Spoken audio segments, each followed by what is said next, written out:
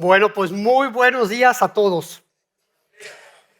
Como dijo Dani, gracias por estar aquí, a pesar de la lluvia, ¿no? Qué gusto que podamos compartir y estar juntos aquí alabando al Señor. Qué bella alabanza cuando todos cantamos juntos, wow. O sea, yo sé que el Espíritu Santo está actuando en cada uno de nosotros a medida que estamos alabando, ¿no? Y bueno, ¿quiénes estuvieron aquí la semana pasada para el convivio de Splash Day, el que tuvimos el convivio del 4 de julio? Estuvieron varios aquí, ¿no? Y qué rico la pasamos, ¿no? Los niños se la pasaron divertidos, tirándose de las resbaladillas. Hubo unos muy buenos hot dogs, ¿no? Del grill, bien deliciosos, pero yo creo que lo más importante fueron las conversaciones que pudimos tener en ese tiempo de convivencia. Yo creo que hay algo que esto en que comer juntos alrededor de una parrilla como que une a la gente, ¿no? Y es por eso que hacemos estos eventos. Hicimos un desayuno de mujeres hace unas semanas precisamente para fomentar esta comunidad. Vamos a tener un evento este sábado que viene también ahora para los hombres, este sábado. Y bueno, esa es la idea de que podamos integrarnos más, pero también para tener este espacio para invitar amistades que queremos que puedan experimentar lo que es seguir a Jesús, una comunidad que está viviendo y queriendo seguir a nuestro Salvador. Entonces, organizamos estos eventos. Y en medio de esta serie en la que estamos hoy, que estamos llamado Cómo encender un fuego, hemos estado recorriendo el libro de los Hechos. Y Lucas nos ha venido narrando cómo es que la buena noticia de la salvación se empezó a extender hace 2000 años desde Jerusalén hasta el resto del mundo. Y estamos tratando de ver en este estudio cómo le hicieron, qué fue lo que pasó y ver si eso que estamos viendo ahí tiene aplicación hoy en día, se lo podemos aplicar hoy. Y es una noticia muy buena la que se empezó a propagar hace 2000 años, la buena noticia de que Jesús vive. Esa es una gran noticia y la gran noticia es que si respondemos poniendo nuestra fe en Él, podemos tener la certeza que nuestros pecados son perdonados y que tenemos vida eterna con Él y que somos adoptados por Dios y entonces ya podemos ser parte de este reino de Dios por la eternidad. Es una noticia que todo el mundo tiene que conocer y por lo tanto Jesús lo que nos pide es que salgamos a llevar, a compartir esta noticia, lo cual siempre no es fácil porque de hecho hay mucha resistencia. Podemos encontrar gente que ya no quiere conversar de eso porque ellos tienen su propia realidad y para ellos esa realidad es la buena. O sea, ellos están haciendo bien al seguir esa realidad. Hay amigos que inclusive invitamos ya a la iglesia y no quieren venir, como que hay mucha resistencia, ¿no? La verdad es que no es nada fácil, pero la realidad es que, y es una noticia que nos puede llegar a dar ánimo y dar paz, es que en Hechos hemos aprendido que quien hace toda la obra es el Espíritu Santo. No somos nosotros, no eran los discípulos, es el Espíritu Santo quien está haciendo la obra. Y entonces en esta misión que nos está dando tenemos que pedirle que nos transforme, que nos dé la fortaleza, la guía, la sabiduría para poder salir transformados a llevar su mensaje y entonces dejar que Él haga la labor. Y un día vamos a estar presentes frente a Jesús, vamos a estar ahí todos quienes respondimos este llamado de la buena noticia y vamos a poder darnos cuenta de la forma maravillosa en que el Espíritu Santo fue actuando en cada uno de nosotros para poder juntar a toda la gente que Él está llamando. Así es que hoy vamos a continuar avanzando y vamos a ver hoy la repercusión que tuvo entre los discípulos que eran llamados defensores de la circuncisión, la repercusión que tuvo el que Pedro haya entrado a un hogar que se llama gentil y haya comido con ellos. Tuvo repercusiones muy grandes. Y prácticamente va a ser la continuación del mensaje de Roland que dio la semana pasada de esta visita que Pedro hizo a casa de Cornelio. Pero yo creo que esto nos va a poder inclusive ayudar a refrescar este evento para poder entonces sí, entrar al tema. Como contexto, los defensores de la circuncisión ya no son los fariseos, ¿no? Sino ahora son estos judíos cristianos que creen que no están muy conformes de que un no judío, o sea, un gentil, pueda hacer ahora parte y ser cristiano solamente por poner su fe en Jesucristo. Ellos dicen, no, o sea, se tienen que circuncidar, tienen que seguir la ley porque eso es lo que queremos. Les sorprendía que el mensaje de salvación fuera abierto nada más al poner tu fe en Jesús. Y estos son los judíos que están preguntándole a Pedro cómo es que se había atrevido, ¿no?, a entrar a la casa de un gentil. Así es que vamos a leer de Hechos en el capítulo 11, del versículo 1 al 18, el recuento que hizo Pedro de estos hechos, y bueno, y después vamos a ver qué es lo que nos dice. Así es que te invito, si puedes, si estás en condición, a ponernos de pie para leer la palabra del Señor. Los apóstoles y los hermanos de toda Judea se enteraron que también los gentiles habían recibido la palabra de Dios. Así que cuando Pedro subió a Jerusalén, los defensores de la circuncisión lo criticaron diciendo: entraste en casa de hombres incircuncisos y comiste con ellos. Entonces Pedro comenzó a explicarles paso a paso lo que había sucedido. Yo estaba orando en la ciudad de Jope y tuve un éxtasis, una visión. Vi que desde el cielo descendía algo parecido a una gran sábana que, suspendida por las 4 puntas, bajaba hasta donde yo estaba. Me fijé en lo que había en ella y vi cuadrúpedos, fieras, reptiles y aves. Y luego oí una voz que me decía: levántate, Pedro, mata y come. Y repliqué: de ninguna manera, Señor. Jamás ha entrado en mi boca nada impuro o inmundo. Por segunda vez insistió la voz del cielo: lo que Dios ha purificado, tú no lo llames impuro. Esto sucedió 3 veces y luego todo volvió a ser elevado al cielo. En aquel momento se presentaron en la casa donde yo estaba 3 hombres que desde Cesarea habían sido enviados a verme. El Espíritu me dijo que fuera con ellos sin dudar. También fueron conmigo estos 6 hermanos y entramos a la casa de aquel hombre. Él nos contó cómo en su casa se le había aparecido un ángel que le dijo: manda a alguien a Jope para hacer venir a Simón, apodado Pedro. Él te traerá un mensaje mediante el cual serán salvos tú y toda tu familia. Cuando comencé a hablarles, el Espíritu descendió sobre ellos tal como al principio descendió sobre nosotros. Entonces recordé lo que había dicho el Señor: Juan bautizó con agua, pero ustedes serán bautizados con el Espíritu Santo. Por tanto, si Dios le ha dado a ellos el mismo don que a nosotros al creer en el Señor Jesucristo, ¿quién soy yo para pretender estorbar a Dios? Al oír esto, se apaciguaron y alabaron a Dios diciendo: así que también los gentiles les ha concedido Dios el arrepentimiento para la vida. Palabra de Dios. Bueno.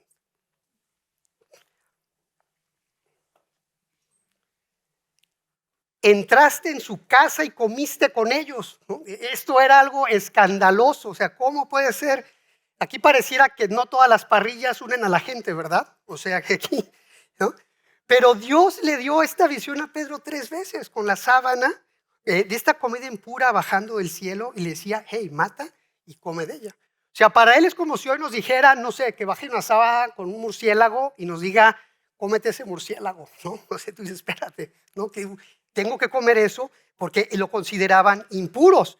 Y era un cambio radical lo que estaba sucediendo, porque para cualquier judío el comer comida impura los hacía pasar a un estado impuro, ritualmente impuro, y ya no podrían acercarse a Dios hasta que tuvieran que hacer estos sacrificios para purificarse. Y entonces ve esto, y en eso llegan también 3 hombres con una invitación a casa de un gentil en Cesarea que también es impuro, ¿no? Y eran considerados impuros como estos alimentos, y no tenían que tener ninguna relación amistosa con él, y mucho menos entrar a su casa. Así es que Pedro como que hace la suma en su mente, ¿no? Ve bajar la comida impura, ve llegar la invitación de los impuros, luego escucha al Espíritu Santo que dice ve, y pues él obedece. Y va, acepta la invitación, y eso sí, va con 6 testigos, nada más para estar seguros que, o sea, tenga quien pueda testificar de lo que va a suceder. Y entonces hay que cubrirse la espalda, ¿no? Entonces va a llevar a los 6 testigos y para que ellos puedan estar ahí. Y llega a Cesarea y entra a casa de este hombre. Vimos que este hombre la semana pasada se llamaba Cornelio, era un centurión y vimos que era un hombre que hacía todo lo posible para agradar a Dios, ¿sí? Y les cuenta que se les había aparecido este ángel y prácticamente diciéndole, mira, a pesar de todo lo que estás haciendo por agradarme, no basta. Necesitas que venga alguien a darte un mensaje para que seas salva tú y toda tu familia. Y yo creo que a veces esta es una de las verdades difíciles de entender. Es tan sencilla y a la vez tan complicado de realmente ver la claridad de que no basta con querer agradar a Dios, con pedirle perdón no basta, darle ofrendas no basta, portarse bien no basta para el perdón de los pecados, no es suficiente. Si está diciendo, tenemos que escuchar el mensaje de salvación, la buena noticia y responder a ella. Por eso es que el ángel va con Cornelio y le dice, muchos pensábamos que si uno era buena persona y le pedíamos a Dios, bueno, pues Dios vería nuestro corazón y Él diría, bueno, pues mira, me está pidiendo con un corazón bueno, sus obras en general son buenas, le voy a dar el perdón. Pero no, a pesar de ser un Dios que nos ama y nos ama tanto, es un Dios que también es un Dios que es 100% justo y Él tiene que hacer justicia sobre los pecados que se han cometido. Y yo creo que eso es una buena noticia. Imagínense un mundo donde hay tanta maldad y tanto pecado y Dios estuviera dispuesto a dejarlos pasar. Sería un mundo injusto. Queremos que Dios sea un Dios justo para que se haga justicia sobre todo el mal que se está haciendo. Pero eso significa entonces que también nos tendría que castigar a nosotros, porque nosotros también hemos cometido pecados. Pero también nos ama y no lo quiere hacer. Entonces es un Dios que es justo y que nos ama. Y entonces, ¿qué hace? Envía a su Hijo para que sea Él el que pague por tus pecados y por los míos. Y esos pecados ya están pagados. Jesús fue castigado en la cruz para pagar por ellos. Ya todos los pecados están pagados.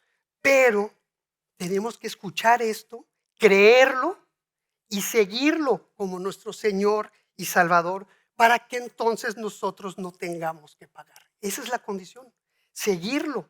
La buena noticia es esa, es que al reconocerlo y seguirlo como nuestro Señor, nosotros ya no tenemos que pagar. Y es la noticia que Jesús quiere que se expanda y es la que estamos viendo que se está extendiendo. En primera de Juan, capítulo 2, Juan en su primer carta, él lo dice muy claro. Todo el que niega al Hijo no tiene al Padre. O sea, si yo no conozco a Jesús, si yo no sé quién es o decido negarlo, no tengo al Padre. El que reconoce al Hijo también tiene al Padre. Si yo reconozco a Jesús, si yo sé que Él es mi Salvador y lo sigo, entonces sí tengo al Padre. Y esa es la gran noticia y Pedro la compartió con Cornelio, con sus familias y amigos. Y entonces ellos creyeron y entonces fueron salvos. Y como señal de esto, el Espíritu Santo descendió sobre ellos, como sucedió en el día de Pentecostés, y empezaron a hablar en otros idiomas, confirmando que la buena noticia de salvación es para todos, es para todo el mundo. Y esta es una señal que fue más para Pedro y los defensores de la circuncisión que para Cornelio. Cornelio ya era salvo por su fe, pero Pedro tenía que ver esta señal para entender que no era necesario hacerse judío para poder ser salvado y poner tu fe en Jesús como tu Salvador. Nosotros tampoco necesitamos esa señal de ver el Espíritu Santo bajar sobre nosotros. También lo único que necesitamos es nuestra fe. Pero eso sí, tiene que haber evidencia de que vino a nosotros y esa evidencia es ese fruto del Espíritu, de la transformación que el Espíritu está en nosotros a la hora de haberlo recibido. Esa es la evidencia y la señal de que efectivamente hemos recibido a Jesús como nuestro Salvador.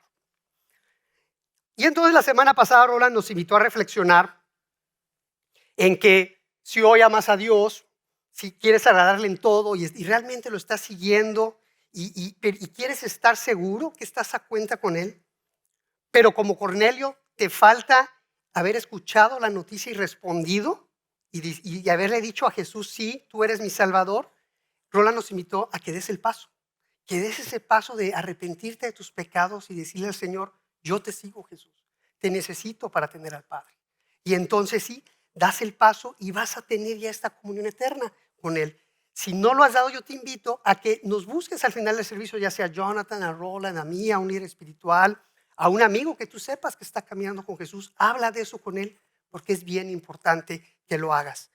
Pero también Roland nos dijo que si ya Jesús es tu Señor y Salvador, nos invitó a reflexionar quién podría ser ese Cornelio, ¿no?, que el Espíritu Santo nos está guiando o al que el Espíritu Santo nos está guiando para compartir la buena noticia. Entonces, ¿quién está en esa persona si tenemos este llamado que Jesús nos da de ir a hacerlo? ¿Quién es esa persona que el Espíritu Santo te está llamando a contactar, a tener una relación, a hablar con ellos y con la confianza de que el Espíritu Santo es quien va a hacer la obra? Él es el que va a cargar con toda la obra. Nosotros tenemos que estar dispuestos a hacerlo y dejarnos usar como un instrumento, como Pedro fue con Cornelio, ¿sí? Y también como Cornelio fue con su familia y que de paso también invitó amigos. Entonces Cornelio fue el instrumento también para que amigos de Cornelio pudieran ser salvos. Entonces supongamos que ya tienes esta persona en mente. ¿Cómo hacerle?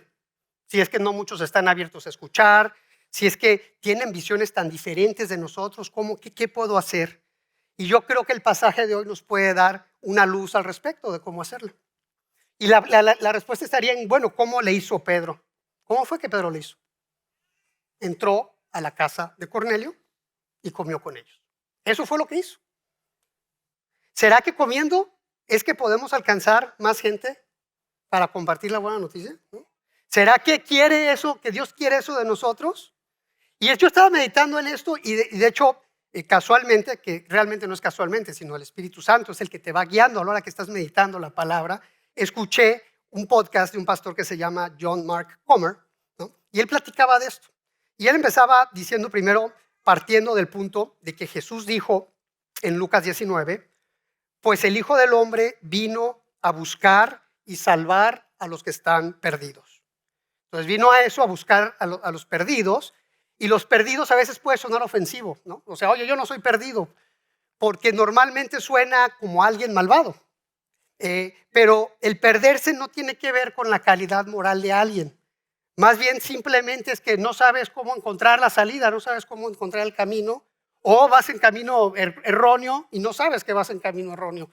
Eso es estar perdido. Bueno, esa es la gente por la que Jesús fue, o vino más bien. Alguien que cree en Dios puede estar perdido, como Cornelio, o como muchos de nosotros que estábamos perdidos hasta que encontramos que Jesús es quien nos da la salvación, ¿sí? Y hay gente que también no cree en Dios, que también por supuesto está perdida y tiene que encontrarlo.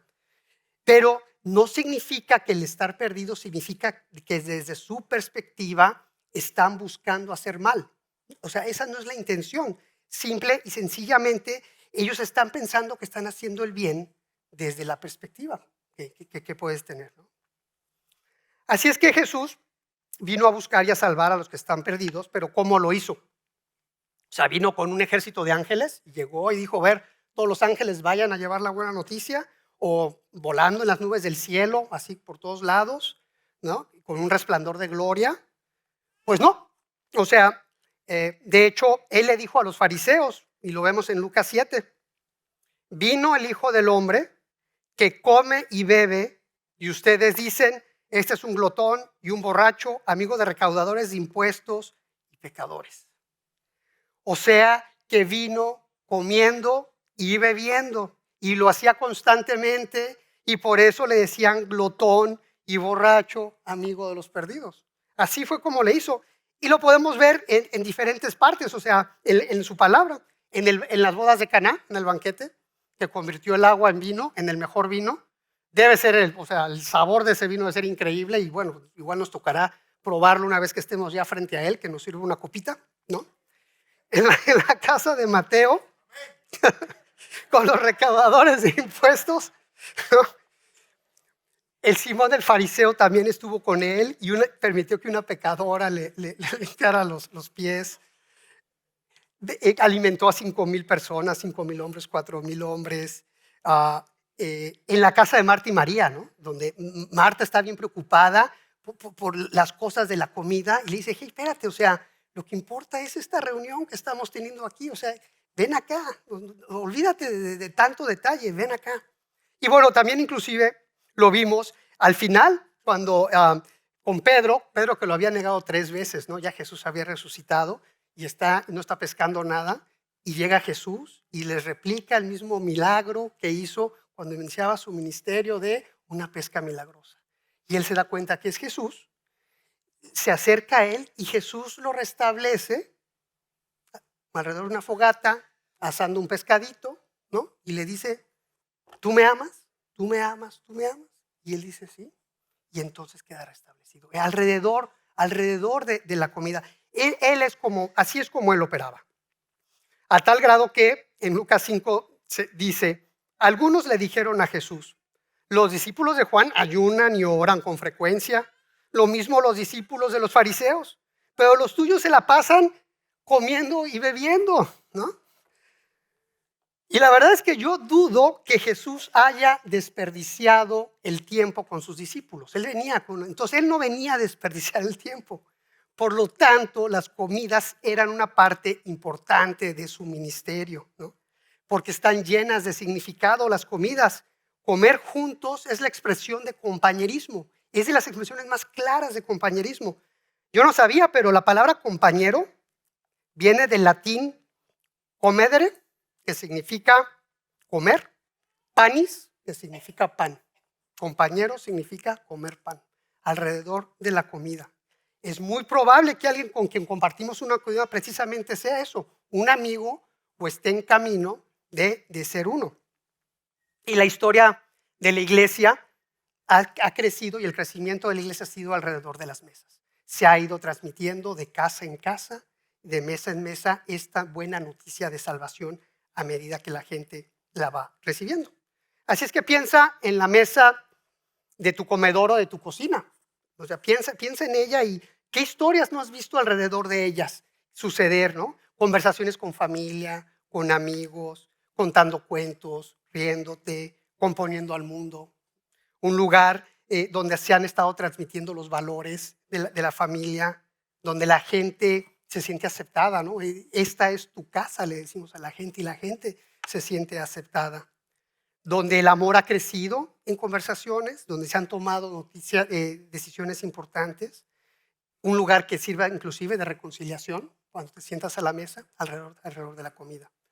Y wow, tiene un gran significado. De hecho, para mí, algo que extraño de la cultura en este país, de nuestra cultura, es la sobremesa. O sea, en México, tú puedes ir, comes en un restaurante y te puedes quedar 1, 2, 3 horas después de haber acabado de comer, platicando, conversando, compartiendo, haciendo vida de familia. Aquí no sucede y también lo entiendo, o sea, no es que esté mal, o sea, aquí es, bueno, o sea, la mesa, o sea, es un negocio y tienes que dejar la mesa para que entonces se pueda vender más, el mesero vive sus propinas, entonces también, o sea, ten consideración por el mesero, porque, o sea, él quiere ganar propinas de la siguiente venta que haya. Entonces, no es que esté bien o mal, pero yo sí extraño mucho la sobremesa cuando voy a los restaurantes, la verdad, ¿no? Por eso busco normalmente como panera o cosas así, donde te puedes quedar todo el tiempo, comes algo y te quedas mucho tiempo y no tienes aquí al mesero presionándote, ¿no? La comida conecta y nos conecta con la familia y convierte extraños en amigos. El hecho de poner la mesa y compartirla, que era un ambiente donde la gente se siente amada, donde la gente se siente escuchada y donde el Espíritu Santo entonces puede empezar a trabajar ahí. Es un símbolo de amistad que todo el mundo entiende. Por eso a Jesús le decían, eres amigo, porque este es símbolo de amistad, eres amigo de ellos. Pero también ellos lo entendían así y ellos estaban entonces dispuestos a escuchar a Jesús, porque había este lazo de amistad.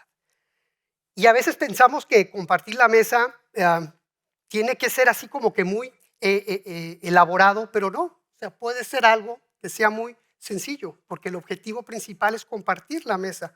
O a veces pensamos que tenemos que invitar a la gente aquí a la iglesia para que el pastor dé la buena noticia. Y no, la realidad es que el Hijo del Hombre vino comiendo y bebiendo y nuestras comidas tienen que ser esta parte, este ambiente donde ellos pueden escuchar y recibir la nueva noticia porque era el estilo de Jesús. Entonces yo te pregunto, ¿qué hubiera pasado si el ángel, bueno, o más bien, ¿has pensado que el ángel le pudo haber dado la noticia a Cornelio? El ángel pudo haber llegado con Cornelio y Cornelio, necesitas a Jesús como tu Salvador. O le pudo haber ido con Pedro y le pudo haber dicho a Pedro, Pedro, la salvación es para los gentiles y el Espíritu Santo va a descender sobre ellos. Eso se puede hacer.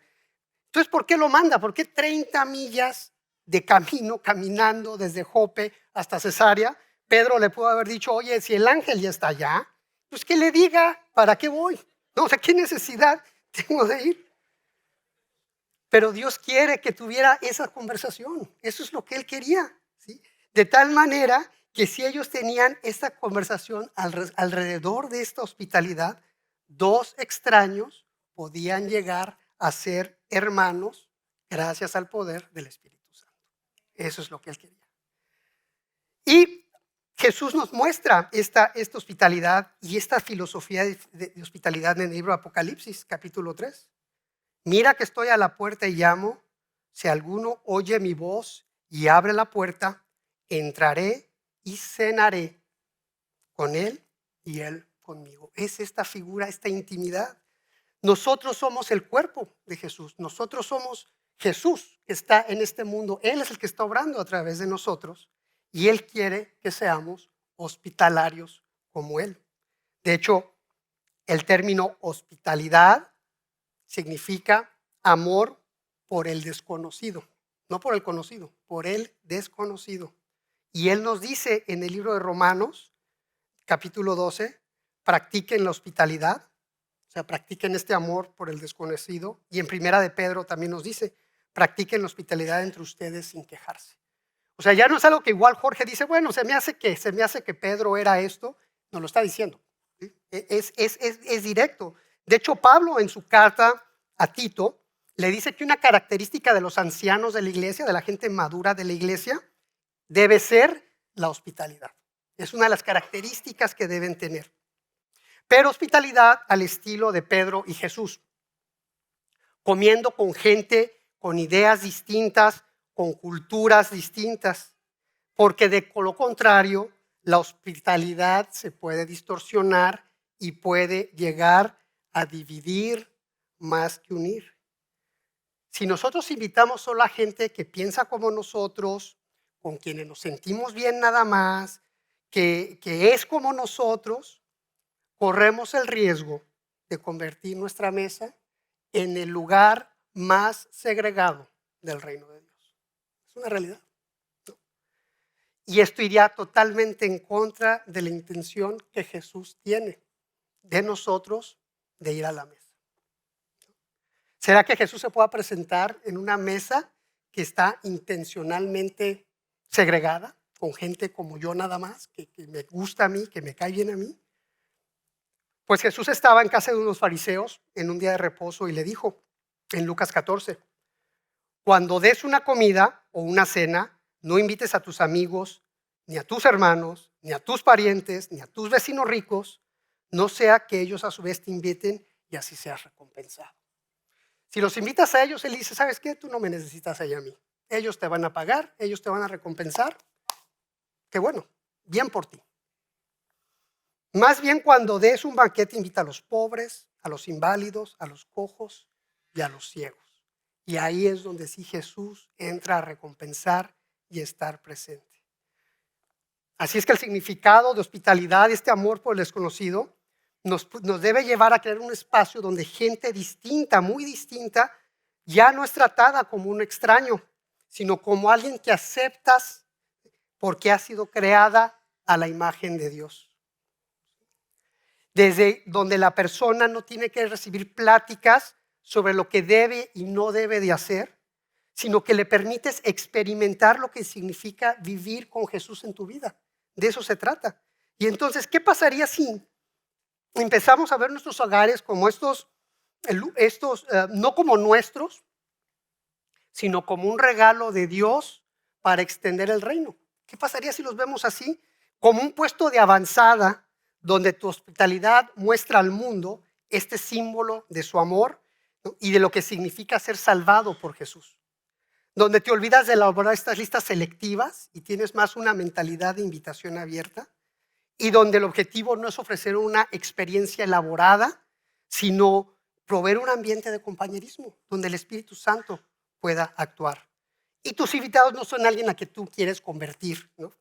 Sino es alguien a quien tú aceptas, lo amas, creando comunidad, y dejas que el Espíritu Santo sea el que hace la gran obra.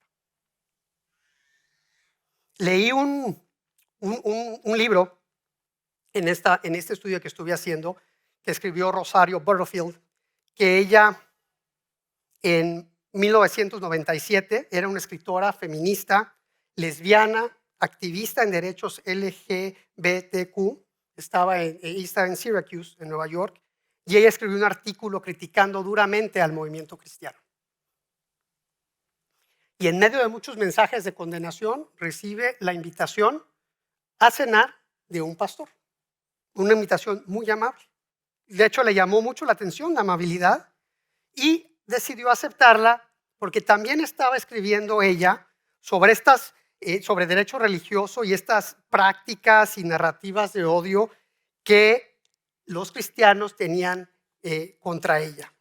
Y quería tener de primera mano las impresiones de un cristiano, ¿no?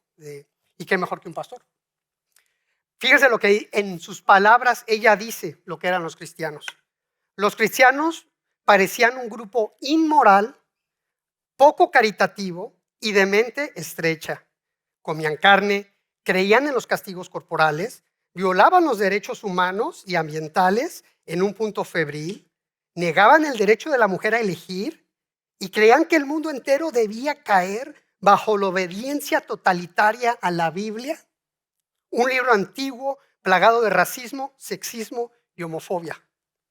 Dice, la diferencia de nuestras visiones del mundo y la lente moral que teníamos, que usamos para dar sentido a las cosas, era inmensa, era infranqueable. O sea, no había manera de que esas dos visiones pudieran coincidir. Así es que esta es la visión, acepta la invitación a la cena. Y su estrategia, por supuesto, es ir a la cena y evitar hablar de su pecado. O sea, que el pastor no sacara su pecado y que empezara a hablar del porqué de su pecado y enfocarse en por qué los cristianos interpretan literalmente la Biblia.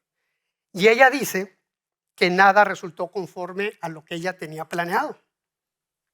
Dice, no esa noche ni los años posteriores durante cientos de comidas. Dice ella, nada me preparó para esta apertura y verdad. Nada me preparó para el evangelio imparable y para el amor de Jesús, manifestado por las prácticas diarias de hospitalidad emprendidas en este sencillo hogar cristiano, ¿no? 2 años después, recibió a Jesús, se casó, tiene hijos y ahora se dedica a dar charlas sobre la importancia de la hospitalidad. ¡Wow! ¿No? Díganme si el Espíritu Santo no obra, ¿no?